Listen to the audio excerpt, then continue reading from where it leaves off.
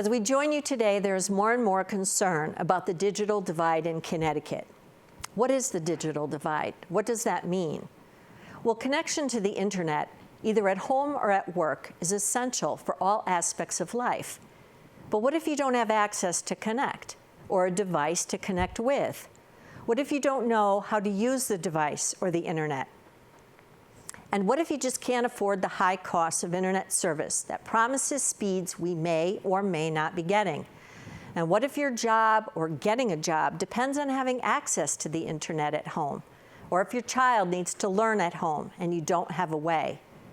We don't think of the internet as a utility like electricity, clean water, or heat, but it is. Education, self-employment, telemedicine, civic engagement, social media, connecting to government agencies like Social Security, Medicare, motor vehicles, remote working, and so much more means having affordable access to the internet as a necessity. So who's looking out for Connecticut residents? How do we break it down, and what does it all mean? We'll tell you that and more, including a federal benefit that will provide a discount of up to $50 per month towards internet service for eligible homes, and a one-time discount of up to $100 to purchase a laptop, desktop computer, or tablet from participating providers. I'm Joni Wedler. Stay with us as we invite Burt Cohen, staff attorney and broadband policy coordinator in the Office of Consumer Counsel, to join us for this edition of The Link, the program that links you with the resources in your community.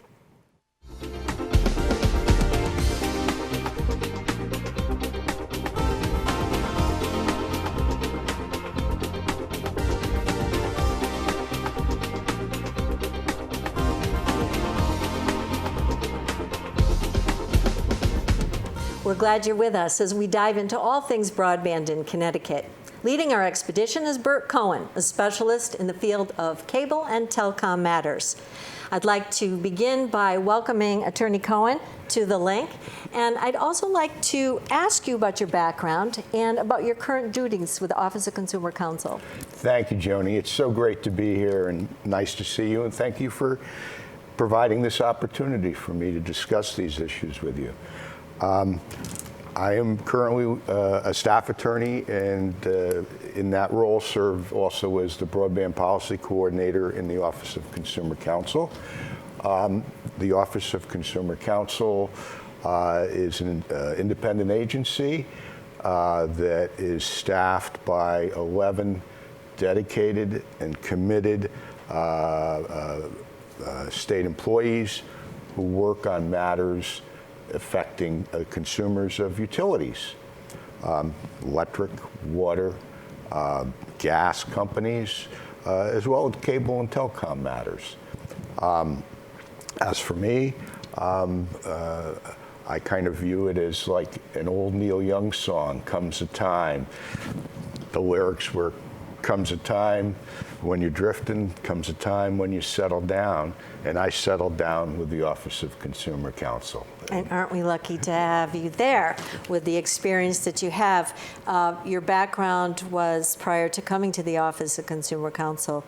Many years. Yeah, I was a lawyer in private practice for over 30 years, representing initially cable companies and some telecom companies, and then ultimately later in my career working with municipalities on primarily telecommunications issues. So we're happy you're leading us down this broadband path, and I'd like to get the terminology out of the way, because when I asked people about the digital divide, many people didn't know what that meant. So when we hear terms like the internet, broadband, and we hear digital inclusion or digital divide, are they all the same?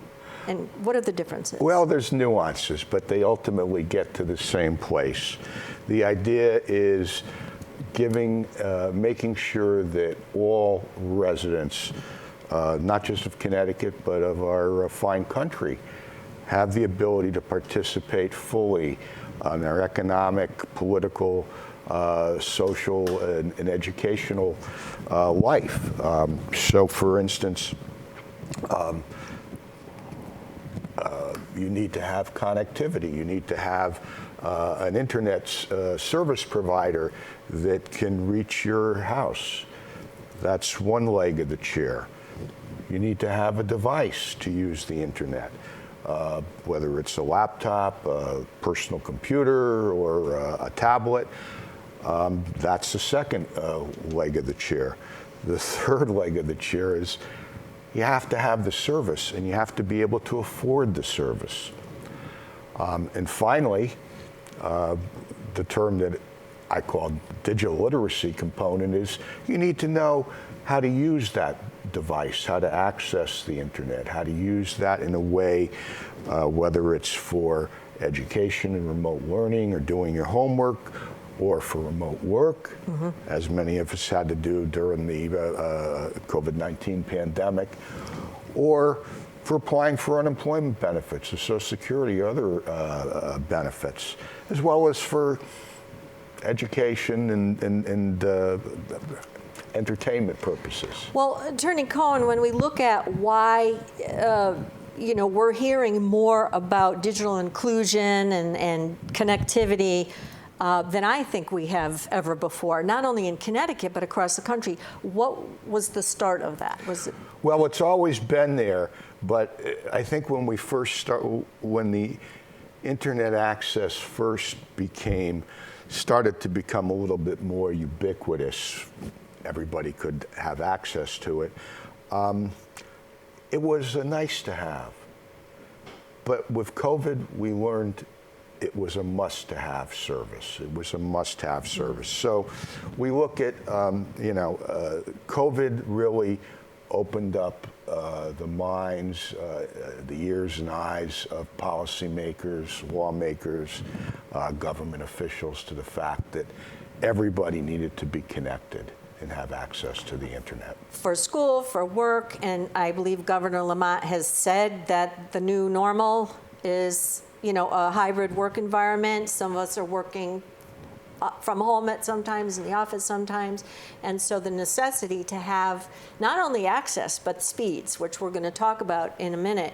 But can you talk about, let's lay the foundation for what the digital divide looks like in Connecticut. How many households are we talking about that, or residents that don't have access? Well, the sad truth is that we don't have the precise numbers. There are some statistics that are as low as 30,000 households, that are some as high as 380,000 households. But we will have that data because Governor Lamont proposed and the General Assembly passed into law a statute that requires our state to develop a granular, which means an address by address map that will show, what broadband speeds one can receive at that address, as well as which providers will be serving that address. But let's look at the bigger picture, as you asked initially. So, going into the pandemic, we had approximately just under 25% of the homes in Connecticut, entire homes, did not have access to the internet. That was what the data showed, and that was what was reported in the Digital Divide in Connecticut report that was released in the fall of 2020. So that was going into the internet. Now, when you do a little bit deeper dive into the numbers, you see something that's a little bit more disturbing. You see that low-income households, over 30%, over one-third of low-income households did not have access to the internet. Over one-third of seniors, 65 years and older, did not have access to the internet. You take it down even more in terms of the ethnicity, people of color, again, Hispanics and people of color. Again, more than one-third of them did not have access to wireline broadband service going into the pandemic. So that was what we were faced with, when COVID hit. Schools were closed, businesses, commercial establishments were closed. So what the state had to do and what Governor Lamont did was to put together a team that his office coordinated. That it just happened that I joined the Office of Consumer Counsel in May of 2020. I was there a couple of days, and the governor's office calls. Guess what? Yeah. We've got some work to do. In any event, so that gives you the overview of going into the pandemic, what we were looking at. So when you got your feet wet in the whole system here with what was in front of you, what did you see as some of the problems that Connecticut was facing to close the gap? Sure. Well, initially, I mean, the number one issue was taking care of the kids in school. Okay. Because schools were closed in March, and there was a high number of people that young students that were not able to log into classes, were not able to do that. They did not have devices, they did not have internet access at their homes, and so those people were disadvantaged. So that was number one, and so that was the number one job. So with that, Governor Lamont, we helped him develop, and he announced and funded the Everyone Learns initiative, which was announced in the summer of 2020, which was a tremendous endeavor and it was a good example of truly state employees working from different agencies. We had not only the governor's office, we had Department of Economic and Community Development, we had the Commission for Educational Technology, Department of Administrative Services, along with our office, the Office of Consumer Counsel, all working together on developing that. And with that, we got every student who couldn't afford one a device, and every student who qualified because of income status, we were able to get them internet service through a cable broadband provider, and that was continued also this year. Just in case we go into a remote learning situation. And you had to do that quickly because there was time was wasting and kids didn't have access. But let's talk about what's happening on the ground in Connecticut. Broadband services provided by. Okay, there are basically three categories of broadband services providers in Connecticut, and I'm focusing now on the wireline provisions of services because that's more ubiquitous. So we have the cable companies are the dominant broadband provider. Your Comcast, Cox, Charter, Altice, and Atlantic Broadband, and we have 5 of those. We also have Frontier Communications, but Frontier. Again, they acquired SNET in 2014 from the AT&T, and a lot of the technology was antiquated. Let me rephrase that. That's probably an unfair characterization. It was a lot of old telephone network that Frontier had acquired. So. That type of facility does not provide, in all cases, broadband level speed, which is set by the FCC. So, and that is a very low speed rate, which is 25 megabits downstream, downstream is when you get your Netflix, you watch videos on YouTube. Upstream is more when you send things up like photographs or Zoom calls. That's more upstream. So it's 25 download, 23 megabits per second upload. Governor Lamont, through his bill, has us set as a goal within 4 years for 1 gigabit download and 200 megabits upload. Fantastic. So that will be, and again, there are some providers that do have the ability to provide that service, and many of them say they're going to do even better than that. And that's terrific, and we hope it's ubiquitous and we have competitive providers. But we also want to make sure that people can afford the service. But before we go to affordability and the other issues, I also do want to mention that we do have one competitive provider out there that is chugging along called NetSpeed. They provide a very good service at a moderate price, and we are hoping that they expand their footprint, so to speak, for the rest of Connecticut. Now, you mentioned earlier that Connecticut has no granular broadband map. And by granular, you mean point to point. Point to point. Okay. And is that one of, in order to measure coverage, et cetera? Because we're talking about rural areas that may not have access. We're going to come back to speed tests in a minute because many of us may be paying for speed that we think we're getting. Are we really getting it? And what happens to the data when you do different speed tests on your computer? Does the government use that data, and how do they use that data? So is there an initiative in place to develop this granular map by a certain period of time? Yes.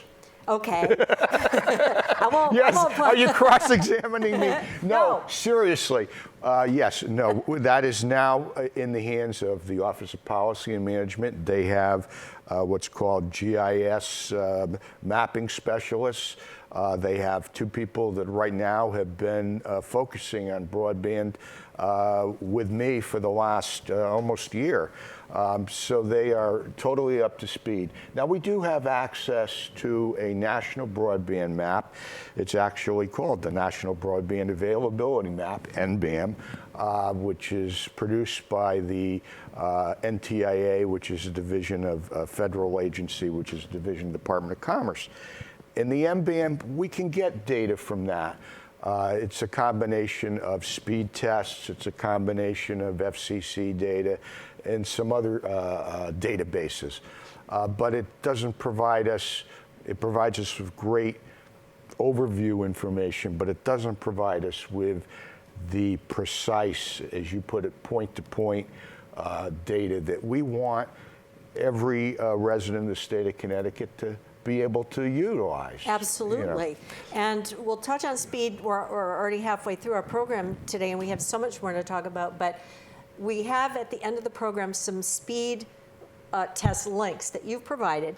Why is it important for folks to test their speed on the device, and what happens to that data? That data gets compiled by the speed test providers, which the dominant national ones are Ookla, O-O-K-L-A, Ookla, I love that name. Yeah. And MLab. And the MLab databases, these are not, they're not going to put down your address and send it off to some government agency. Or see where you're going. See where you're going. Yeah. That's not that. It's just, we're trying to get a measurement of where, you know, what the speed is at your house. And that goes into a larger database so that we can see in the area if all the people in on your street or in your neighborhood do the Ookla test. We have a pretty good idea at that point of what your broadband capabilities are, regardless of what the providers are telling you or the advertised speeds. Right. Very good to know. Very good. Now let's talk about regulation a minute, because I did watch an interview with Chairman Gillette, PURA's chairman, on regulation of broadband in Connecticut, and she stated that PURA had no regulatory authority, and I don't know if that's true. Is that correct? This is where in the program I have to say that while I'm here as a representative of the Office of Consumer Counsel, the views that I'm going to offer are mine personally and mine alone, and not to be, they don't necessarily reflect the views of my office or the Lamont administration, although I suspect that many people would agree with what I'm going to suggest.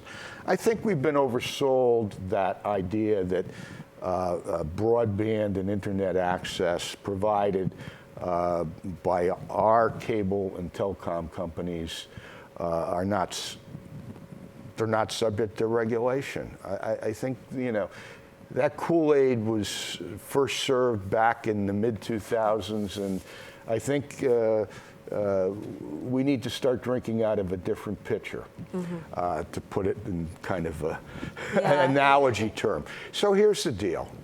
Here's the deal. These providers have their facilities on our public streets and highways. That's, that privilege is afforded to them by the state of Connecticut, either the Public Utilities Regulatory Authority or formerly the Connecticut Department of Public Utility Control, the DPUC. Significantly, cable, telecom, broadband providers, there's no limit. They have that right in perpetuity. And so with that privilege comes some responsibilities. And some of those responsibilities the state has oversight in. Safety, aesthetics, making sure that double poles aren't, you know, are removed, making sure that there's, you know, the wires and facilities are maintained and able to withstand, you know, withstand weather conditions that might cause outages. We have that right, I believe. Secondly, we have the right to protect our consumers with respect to services that are offered over these facilities. And the truth be told, the law changed, or the FCC changed the law in 2017 when the Trump administration controlled the FCC, and they repealed net neutrality laws. And when they did that, they basically said, we do not regulate broadband. Okay, well, you, the federal government, don't regulate broadband. That does not mean that the state cannot pick up the banner and do some reasonable oversight. And those cases are being litigated. They're being, and we're following them very closely. The Attorney General's office, Attorney General Tong, and his assistant AGs who work in this area are participating in those proceedings by reviewing and adding and signing on to briefs. And the cases are going in our favor. Yes, like in Maine, recently, other states, Vermont, for example, has some initiatives in play, and so that's good to know. Governor Lamont said, when he was announcing the Everyone Learns initiative, he said that when you look at what the data is, that it is clear that digital equity is become a civil rights issue. And when you look at the data and the impact of who are the people who are most adversely affected by not having access to the internet, you see that it is a civil rights issue. So the game plan for Connecticut is obviously educational access for learning. You talked about the granular map, developing plans to move forward, addressing the digital level at all ages. We have to remember that many of our senior population may be daunted by getting onto the internet, even though they pay for these triple play bundles in order to get lower price on cable and telephone, they're not utilizing the internet at all. It's so interesting that you say that. I just read an article, maybe it was from AARP, that said that a study reported that 20% of seniors do not know how to access the internet. It may not be that they don't have the means, or they might not have the means, but even if they have the means, they're not sure how to do that. So we need to do more, and again, in terms of training, so that everybody doesn't need to be a computer programmer to use the internet. But you need to have a digital literacy level that allows you to do the things that you need to do. Yes, and to get the benefits that you need. Benefits, you may need disability benefits or other benefits. I know of a gentleman who needed to get his Social Security card and the copy of it. In order to do that, many times you have to access these agencies online. Now, the federal government, what are they doing to help close the divide? Are they working with Connecticut? And yes, and let me also put in a plug for Senator Blumenthal's office, because I am in almost daily communication with them, because there's so much broadband legislation that's being proposed. Right now, there's two main components. Number one was, well, there's three actually. There was an extension of what was called the CARES Act that was enacted at the end of 2020, the last week of 2020. Then there was the American Rescue Plan Act, which was implemented in March. Or enacted in March, I should say, and we are going to get, the state of Connecticut is going to get money from that we will, again, use for capital projects. It has to also be approved by our state legislature, but it's going to be used to close the digital divide with respect to areas where people are not served. There are still pockets in this state that are unserved, the northwestern portion of the state, and there's other pockets in on the western border and the eastern border that, again, we may not have all the data on that, but we want to make darn sure that they get, they have the opportunity to get broadband. We've got 2 minutes left already, and so we have to mention the emergency broadband benefit. This is very important. So, Burt, what is the emergency broadband benefit, and how can it help those of us? Well, the emergency broadband benefit it addresses that third stool of your chair, and which is you need to be able to afford the service. It affects affordability. It's a subsidy. Right now, it's up to $50 a month for qualified individuals, and I believe we're going to show some of the qualifications, the qualifying factors that go into this. But in essence, it helps low-income people get onto the internet and get connected. And I know we're running out of time, but I do want to say that as I leave you here today, I just think the viewers need to understand that people in the state of Connecticut, from the governor's office to our office to other state agencies, we know what the problems are. We may not have all the answers right now, but we have been working tirelessly during this pandemic period to help you, and we will continue to do that until we have gotten everybody in the state of Connecticut connected. Good. Well, we hope you come back and give us some updates and maybe take some consumer questions as well. Our time is over now, but the expedition certainly isn't over. In fact, it's just beginning as we look at giving the opportunity for Connecticut residents to have affordable internet, a device that they can use and know how to use. Thank you, Attorney Cohen, for being our guest today. And for more on the emergency broadband benefit, as well as the recommended speed test links, they will be provided at the end of our program today. Thank you for watching, and we'll see you next time on The Link.